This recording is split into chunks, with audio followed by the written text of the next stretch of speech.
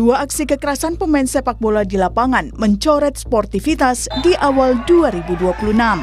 Dalam pertandingan 32 besar Liga 4 Jawa Timur di Stadion Gelora Bangkalan, pemain klub Putrajaya Pasuruan Muhammad Hilmi Gimnastiar menendang pemain Perseta 1970 Firman Nugraha saat duel perebut bola. Hilmi menendang keras dada Firman. Wasit langsung mengganjarnya dengan kartu merah. Usai pertandingan, Firman mengeluhkan sakit. Hasil pemeriksaan terdapat retak di dada. Setelah kejadian tendangan kungfu dari pemain lawan, sampai sekarang dada saya masih sakit, nyeri. Kedua, apakah pemain bersangkutan sudah meminta maaf secara langsung ke Mas? Sudah, tapi agak tidak ada tiketnya. Usai kejadian ini, pemain Putrajaya Pasuruan Muhammad Hilmi Gimnastiar dipecat dari tim. Selain pemecatan dari klub, Hilmi juga mendapat sanksi berat dari Komisi Disiplin PSSI Jawa Timur. Dia dilarang bermain seumur hidup karena dianggap melakukan pelanggaran fatal dan berbahaya. Setelah meminta keterangan dari Matchcom, dari perangkat pertandingan termasuk wasit, memutuskan bahwa yang bersangkutan melanggar, dilarang, mendapat sanksi dilarang beraktivitas di sepak bola seumur hidup dan denda sebesar Rp2.500.000. Insiden tendangan kembali terjadi dalam pertandingan KV Jogja FC melawan UAD FC di gelaran Liga 4 Piala Gubernur Daerah Istimewa Yogyakarta di lapangan Situmulyo, Piungan, Bantul awal pekan ini. Tendangan pemain KV Jogja FC Dwi Pilihanto mengenai kepala pemain UAD FC Amirul Mutakin. Dalam aksi ini, Dwi hanya diganjar kartu kuning oleh wasit. Manajemen UAD FC masih menunggu sikap dari Komisi Disiplin dan Asprof PSSI Daerah Istimewa Yogyakarta terkait keputusan dari aksi tidak sportif ini. Menunggu tindak lanjut dari Asprof PSSI DIY bagaimana untuk menyikapi kejadian tersebut, karena kan kejadian itu kan berada di dalam lapangan ya, sehingga kami pun juga bagaimana menunggu kebijakan berikutnya terkait dengan insiden tersebut. Seperti itu sih sebenarnya. Sportivitas adalah harga mati dalam olahraga. Untuk itu, mental pemain menjadi penting untuk tak terbawa emosi di lapangan. Tim Liputan, Kompas TV. Dua aksi kekerasan pemain sepak bola di lapangan mencoret sportivitas di awal 2026. Pertama dalam laga Putrajaya Pasuruan versus Perseta 1970, kemudian laga KV Jogja FC melawan UAD FC. Nah, pemain menendang lawan saat berebut bola. Insiden ini tentunya memantik pertanyaan, apakah mental atlet masih menjadi pekerjaan rumah hingga kontrol emosi yang minim? Bagaimana pula insiden memalukan ini menjadi pelajaran untuk perbaikan sepak bola di negeri ini? Kita akan bahas bersama dengan sejumlah narasumber. Ada yang bergabung melalui sambungan daring, Ketua Komite Disiplin PSSI Umar Hussein. Selamat pagi Pak Umar. Pagi Mas. Ya, kemudian terima kasih Pak Umar sudah bergabung di Sapa Indonesia Pagi, dan juga di studio juga sudah hadir pengamat sepak bola Kesit Handoyo. Selamat pagi Bung Kesit. Selamat pagi Mas Bay. Baik, saya akan tanyakan ke Pak Umar terlebih dahulu terkait dengan dua kejadian yang beruntun dalam sepekan terakhir ini. Pak Umar, kemudian ada sanksi yang kita lihat ini sama gitu ya untuk pelarangan aktivitas sepak bola seumur hidup untuk Dwi Pilihanto dan juga Hilmi Gimnastiar. Namun ini dendanya berbeda, kalau Hilmi di 2,5 juta, kalau Dwi Pilihanto ini di 1 juta. Apa kemudian pertimbangan dari PSSI memberikan sanksi yang seperti itu, Pak? Jadi sebenarnya aturan yang diambil atau aturan yang digunakan untuk menghukum mereka sama, yaitu kode disiplin ya. Perbedaan hanya pada denda, saya kurang tahu persis karena itu yang memutuskan adalah Pandis Provinsi Jawa Timur dan Pandis DIY. Mungkin ada pertimbangan detail sehingga dendanya berbeda. Di dalam kode disiplin itu memang rumusannya adalah minimum dihukum sekian gitu kan. Jadi sangat mungkin ada perubahan, mungkin ada pertimbangan-pertimbangan dari pelaku yang kemudian ada denda yang dikurangi, taruh dari segi denda. Tapi dari segi keseluruhan saya mengapresiasi putusan dari rekan-rekan Pandis baik yang di Jawa Timur maupun yang di Jogja, karena apa yang mereka lakukan itu sejalan dengan apa yang diinginkan oleh federasi secara umum, yaitu bagaimana kita menjaga marwah sepak bola kita menjadi sepak bola yang bermartabat dan sepak bola yang disegani oleh masyarakat, oleh masyarakat insan sepak bola baik di dalam maupun di luar. Kalau kita tidak bisa memberikan perlindungan terhadap sepak bola maupun atletnya, maka kita nanti akan dipandang sebelah mata oleh publik maupun oleh masyarakat bola internasional. Berarti sepenuhnya, hukuman seumur ya, silakan Pak. Ya, jadi untuk itu PSSI harus bisa memastikan sanksi yang konsisten di semua level kompetisi. Jadi putusan 2 yang kebetulan di level Liga 4 ini sebenarnya tujuannya adalah untuk menjadi peringatan kepada semua peserta baik di Liga 1, Liga 2 maupun Liga Nusantara tentang pentingnya menjaga keselamatan atlet. Yang sering dilupakan bahwa keselamatan atlet itu sebenarnya bukan amanat kode disiplin aja, itu amanat dari Undang-Undang Keolahragaan Nasional, bahwa keutamaan itu adalah atlet. Ya, kalau memang ancaman keselamatan itu lebih baik nggak ada pertandingan. Kira-kira intisari daripada tentang keselamatan atlet di Undang-Undang Olahraga seperti itu, lebih diutamakan keselamatan ya. Kemudian agar PSSI atau komite disiplin ini dipercaya oleh publik, maka harus transparan dalam menyampaikan atau menjatuhkan hukuman dan memastikan pelaksanaan daripada hukuman itu bisa dilaksanakan. Nah, dengan adanya hukuman ini kita berharap perlindungan atlet itu meningkat gitu kan, sehingga kita bisa berharap atlet kita lebih nyaman bermain di dalam negeri ya. Kalau ini tidak dijamin, pasti akan banyak yang main di luar, di liga-liga sekitar ASEAN ini. Kalau kita tidak bisa menjaga keamanan dari mereka. Nah, untuk itu perlu edukasi dan pembinaan ya, baik kepada atlet, kepada pemilik klub, dan kepada para pelatih agar menyampaikan pesan ini pasti sampai kepada para football family ini. Kemudian pada wasit, pada supporter, semua hendaknya bisa terlibat di dalam upaya meningkatkan marwah sepak bola kita ini. Nah, untuk itu mungkin perlu juga ada kajian apakah regulasi yang sekarang ini kan hampir setiap kompetisi PSSI itu selalu melengkapi kode disiplin dengan regulasi-regulasi untuk makin meningkatkan kedisiplinan. Ada regulasi Liga 1, regulasi Liga 2, Liga 3, dan Liga 4 ya, sehingga kualitasnya makin bagus. Kemudian diharapkan para anggota football family ini bisa berkolaborasi ya, antara klub, aparat, PSSI sendiri untuk bagaimana menciptakan sepak bola yang sehat dan bermartabat tadi itu. Oleh karena itu masukan-masukan dari masyarakat, saran-saran dari masyarakat ya, itu sangat penting di dalam upaya menciptakan sepak bola yang sehat dan bermartabat tadi itu. Baik. Pak Umar, ini kan untuk kedua pemain, baik Dwi Pilihanto maupun Hilmi Gimnasiar ini sudah disanksi dilarang aktivitas sepak bola seumur hidup. Nah, ini artinya mereka tidak bisa bermain di tingkat apapun, baik di liga maupun di klub manapun, bahkan hingga ke luar negeri ini mereka sama sekali tidak bisa, Pak. Dan juga bagaimana pengawasannya kemudian memastikan sanksi ini tetap berlakukan untuk kedua pemain ini? Sepanjang masih di dalam ranah liga yang dikelola oleh PSSI pasti akan ketahuan. Itu dia dilarang konteks itu dan sampai ke FIFA ya. Itu pasti ketahuan. Dulu kan pernah ada siapa itu pemain dari Liga Inggris itu, dia punya satu kasus gitu ya, meninggalkan klub Maruda United, dia tidak memenuhi kewajibannya, dia tidak bisa main di seluruh klub manapun, tidak bisa. Jadi sekarang itu seperti itu. Nah, bagi dua orang yang sudah dihukum seumur hidup ini, paling dia bisa main di level di bawah liga ya, Tarkam atau sekedar rekreasi, silakan saja gitu.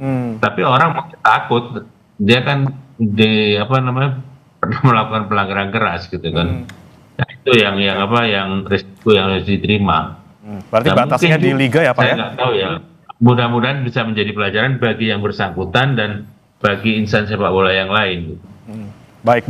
Saya ke Bung Kesit. Bung Kesit, 2 sanksi yang diberikan kepada 2 pemain ini tentunya kita apresiasi juga ya, karena ini mungkin juga bisa membuat mereka jera dan juga membuat pelajaran juga bagi pemain yang lain. Tapi ini kemudian sudah terlanjur, tadi Anda ceritakan bahwa sudah menjadi perhatian internasional. Iya.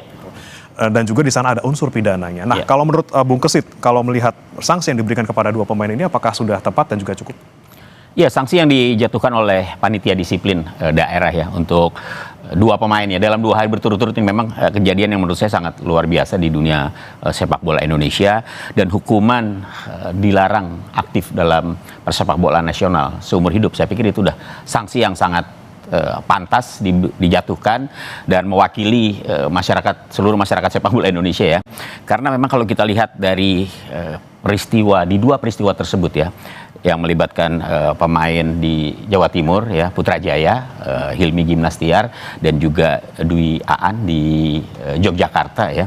Ini adalah menurut saya ini kan dalam rules of the game sebenarnya jelas kok itu ya, using excessive force, menggunakan kekuatan yang berlebihan yang sangat membahayakan lawan, dan itu jelas-jelas ya terekam. Dan kalau kemudian disanksi untuk tidak boleh bermain bola seumur hidup, saya kira memang sudah tepat dilakukan, diputuskan oleh panitia disiplin, tinggal Komisi Disiplin PSSI aja menguatkan itu, sehingga bisa menjadi efek jerak bagi pemain-pemain lain di seluruh level ya, baik di amatir maupun di profesional.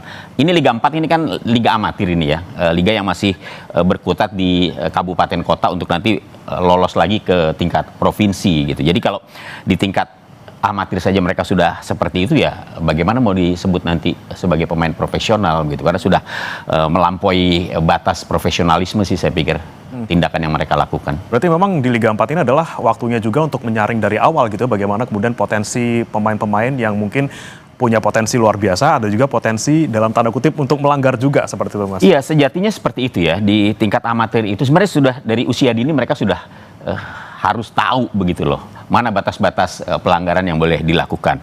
Kalau unsurnya kesengajaan, saya pikir tidak ada kompromi itu, dan red card ya, kartu kuning itu pantas diberikan. Cuma dalam kejadian kedua yang di Yogyakarta itu kan dia yellow card gitu ya. Wasit tidak memberikan sampai kartu merah seperti yang terjadi di Jawa Timur gitu. Ini juga menjadi tanda tanya gitu. Artinya bukan saja pemain yang harus tahu tentang rules of the game, tapi juga perangkat pertandingan pun juga harus tahu gitu, sehingga wasit memegang peranan penting juga dalam situasi-situasi yang sangat berbahaya seperti itu, Mas. Nah, kemudian ini yang saya tanyakan ke Pak Umar terkait juga di kejadian di Jogja, di mana Dwi Aan ini tidak diberikan kartu merah tapi hanya kartu kuning. Seperti apa nih Pak Umar kalau untuk wasitnya sendiri, pengawasannya nanti?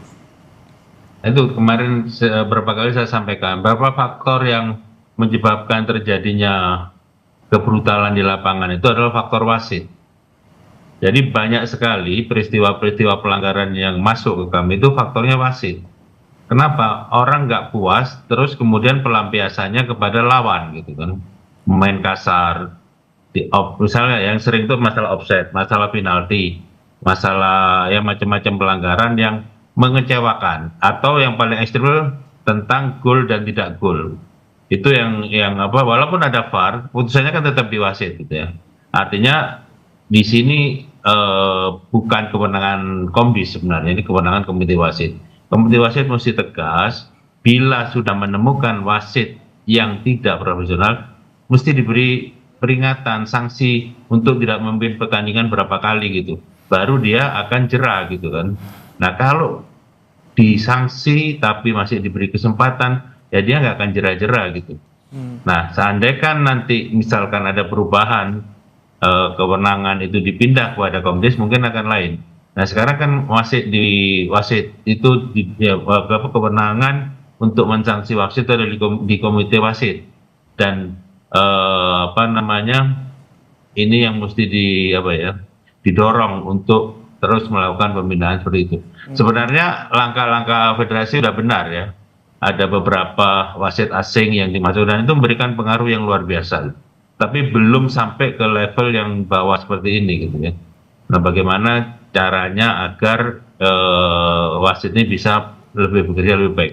Tidak hanya wasit ya, tapi juga klub, masyarakat, dan lain sebagainya. Karena dalam penegakan sebuah aturan itu yang menjadi faktor kan ada beberapa. Satu, aturan itu sendiri memang harus baik, dan saya yakin apa yang ada di kode disiplin cukup baik karena itu berlaku di seluruh dunia.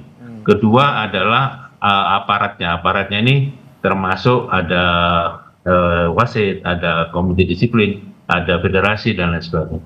Kemudian sarana dan prasarananya ya harus baik, stadionnya baik, kemudian perangkat-perangkat fisiknya juga baik. Yang keempat adalah masyarakat yang harus dilibatkan untuk penegakan disiplin ini. Apa yang menurut baik untuk masyarakat, aturan-aturan yang positif itu mesti diserap. Yang kelima, budaya. Kalau budayanya baik, maka orang untuk melakukan sebuah yang buruk itu malu gitu. Kita bisa bandingkan hal-hal ini dengan tempat lain gitu ya. 5 hal tadi itu bisa menjadi parameter gitu. Kita sudah pasti baik itu aturannya gitu ya. Yang lain-lainnya mungkin perlu ada peningkatan.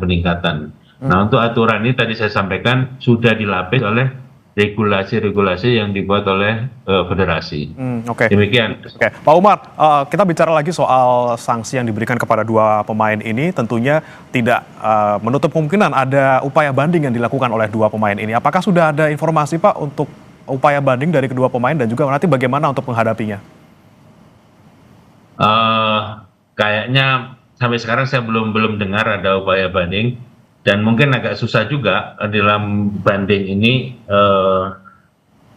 karena ada prasyarat untuk banding itu, misalkan dendanya harus sekian puluh juta rupiah gitu kan.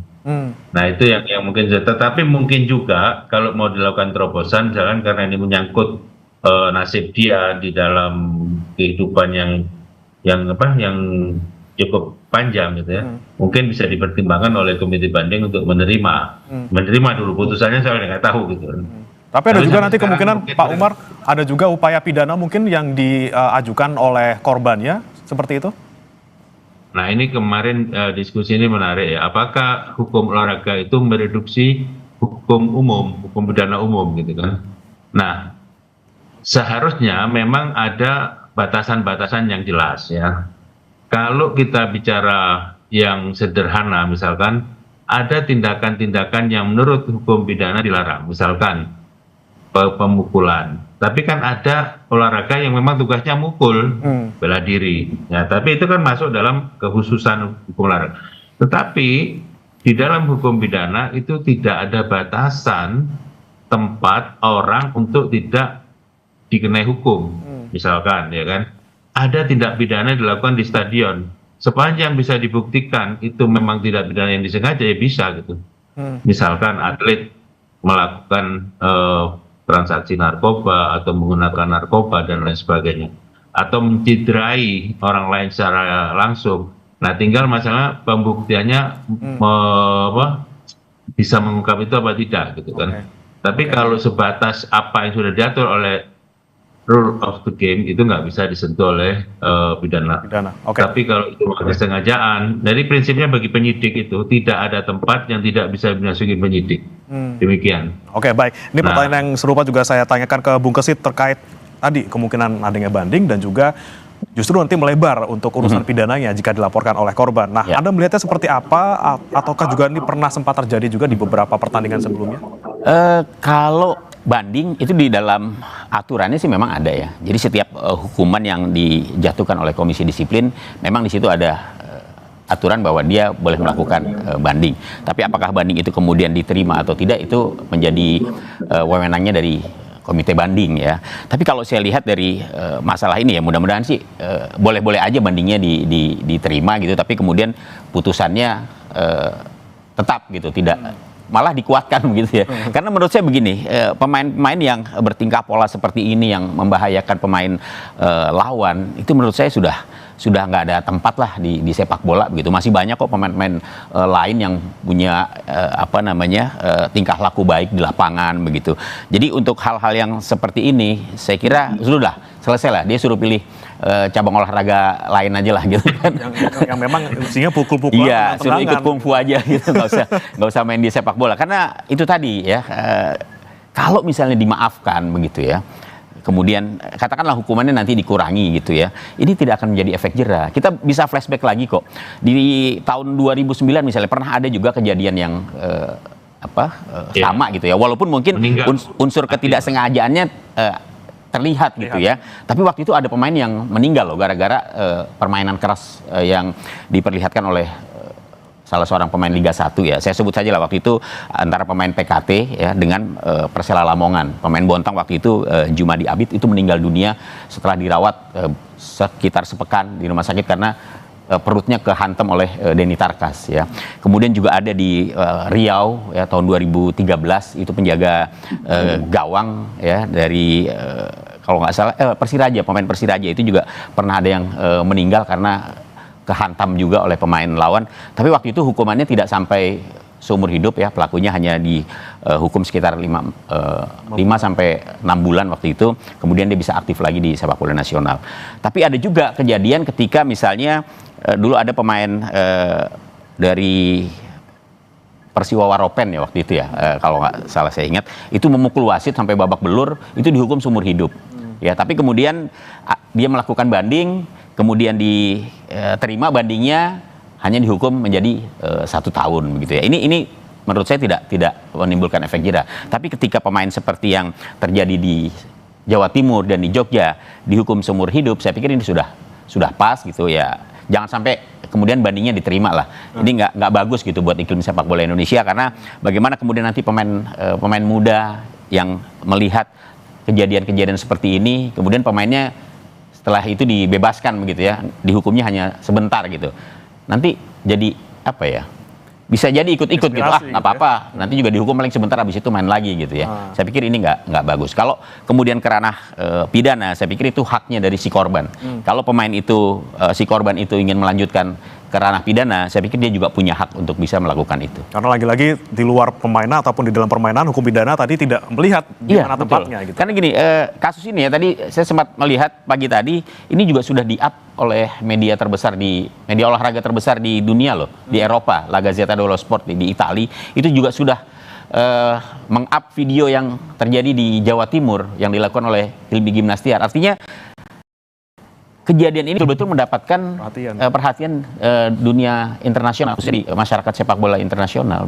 Oke, ini dia nih Pak Umar yang menjadi keprihatinan kita juga sudah sampai ke internasional. Nah, bagaimana kemudian pertanyaannya mulai dari Liga 4 ini, liga yang mungkin kita lihat tidak terlalu tinggi, masih liga di awal-awal seperti itu. Bagaimana sebenarnya edukasi yang dilakukan ataupun yang diberikan kepada para pemain ini, kemudian juga bagaimana pengaturan emosi mereka di lapangan seperti itu Pak? Baik, kita ini ada beberapa orang yang ingin memang dari dulu federasi itu melakukan beberapa tindakan proaktif ya, yang memang itu bukan kewajiban, tetapi menurut saya secara moral memang harus dilakukan. Misalkan dengan kejadian ini mau tidak mau sudah harus dilakukan penyuluhan atau upgrading kepada insan sepak bola atau football family, baik terutama pemilik klub dan pelatih, wasit ya kan, untuk kemudian mereka nanti menyampaikan kepada jajarannya pemain dan lain sebagainya, di mana dalam workshop itu dijelaskan tentang aturan main, tentang hal-hal yang dilarang, tentang banyak hal untuk meningkatkan kualitas sepak bola itu sendiri ya. Satu, workshop tentang fair play, kemudian pelatihan wasit official ya, kemudian edukasi tentang hukum olahraga kan, kemudian kampanye publik, kemudian juga pembinaan usia dini. Nah, untuk itu memang bukan tugas Komdis, tapi kira-kira orang-orang kayak Bung Kesit ini bisa menyampaikan kepada federasi. Misalkan kita merekomendasikan ya, dibuat modul tentang sportivitas dan etika olahraga seperti buku saku, yang itu bisa dibawa oleh banyak pemain sehingga dia bisa sering membuka buku-buku itu ya. Kemudian ada simulasi-simulasi, kemudian melibatkan juga mantan-mantan legenda sepak bola kita untuk memberikan penyuluhan, kemudian mengundang orang-orang yang punya pengalaman, pengetahuan, kalau perlu perangkat pertandingan yang berlisensi FIFA untuk menyampaikan atau membagi pengetahuannya kan, termasuk kalau perlu Jarang ini begini, seperti terkoneksi ya. Apa-apa yang ada di luar dan di kita ini semua terkoneksi. Termasuk perilaku supporter pun itu kita itu banyak meniru dari luar gitu kan. Bahkan seperti ada komunitasnya gitu. Jadi mau tidak mau kita ini harus memantau, melihat apa yang menjadi tren global dalam sepak bola ini untuk kita ambil yang baik dan kita bisa memberikannya kepada masyarakat, terutama atlet ya, hal-hal yang positif. Apa tren positif di luar masalah teknis tentunya. Hal-hal yang negatif itu yang mesti diedukasikan ke masyarakat gitu ya. Misalkan ya, kita tidak pernah terpikir sebelumnya, sebelum saya tahu ya, beberapa supporter kita itu terafiliasi atau meniru supporter yang di Polandia. Kita tidak pernah lihat itu. Apa Liga Polandia itu ada penggemarnya di Indonesia gitu. Ternyata ada gitu kan. Kelompok-kelompok ya walaupun tidak banyak. Di sini kita bisa melihat bahwa kita jangan mencepelehkan walaupun Liga 4 tadi disebut oleh Bang Gusit. Orang yang di luar nonton walaupun tidak lewat televisi ya. Media internet itu luar biasa gitu. Jadi dari situ menurut saya kita harus sadar bahwa apapun yang kita lakukan sekarang ini dalam sorotan dunia. Oleh karena itu bertingkah lakulah yang positif, yang tidak membuat malu masyarakat Indonesia, khususnya masyarakat sepak bola.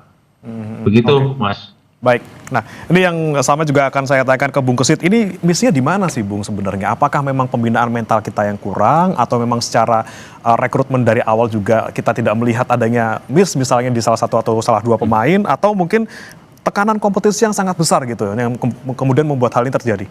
Ya, seperti yang disampaikan oleh Pak Umar tadi ya, sebenarnya terkait dengan rules of the game, bagaimana kemudian sepak bola itu diajarkan sejak dini. Ini sebenarnya menjadi tugas klub ya, tugas klub untuk bagaimana kemudian menciptakan, melahirkan pemain yang memang punya attitude yang bagus ya, punya tingkah pola yang sportif, fair play, sportivitas itu nafas utama begitu ya dalam olahraga. Jadi saya kira sejak kecil harus sudah ditanamkan seperti itu. Ketika ada hal-hal negatif yang diperlihatkan oleh pemain didikannya, itu harus segera diedukasi ya, bahwa ini tidak boleh ya, segala sesuatu yang terkait dengan pelanggaran dalam sepak bola itu kan harus terus ditanamkan, harus terus diajarkan. Tapi kalau dalam usia di mana dia sudah begitu dewasa ya, katakanlah usianya sudah U17 ya, itu seharusnya sudah paham betul begitu, mana yang tidak boleh, mana yang boleh begitu. Nah, dalam situasi seperti yang kita lihat dalam 2 hari terakhir di Liga 4 ya, itu kan menurut saya sudah dewasa semua gitu. Jadi kalau mereka saja melakukan seperti itu, berarti sejak kecil saya ragu gitu apakah dia betul-betul paham arti sebuah fair play, arti sebuah sportivitas dalam pertandingan sepak bola. Jadi peraturan-peraturan itu juga harus diinformasikan kepada para pemain ya.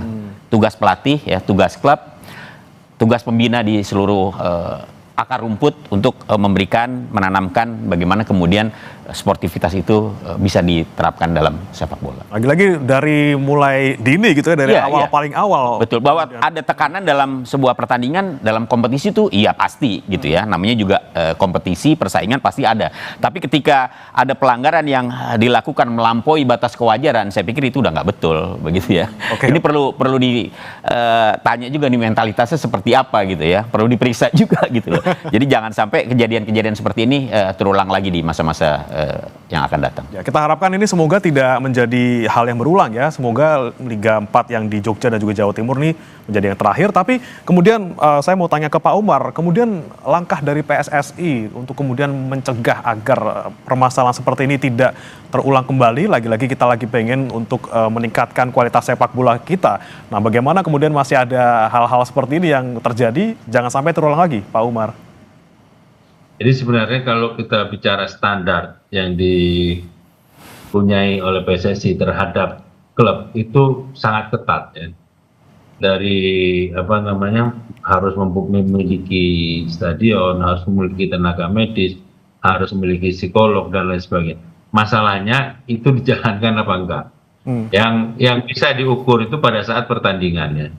Kadang-kadang misalnya gini, harus ada tenaga medis, kadang-kadang nggak ada gitu. Maka itu pasti kena sanksi itu pasti. Nah, saya cuma bisa kasihan aja Masa hal-hal begini nggak ngerti gitu loh. Nah, itu sebenarnya kalau dari perangkat lunaknya sudah ada, tinggal bagaimana PSSI memastikan semua itu berjalan dengan tepat gitu. Mungkin juga ditekankan, sekarang kan eranya sport science ya, termasuk pelibatan ilmu psikologi. Kita menganggap itu masih barang mewah gitu, padahal itu hal yang biasa gitu.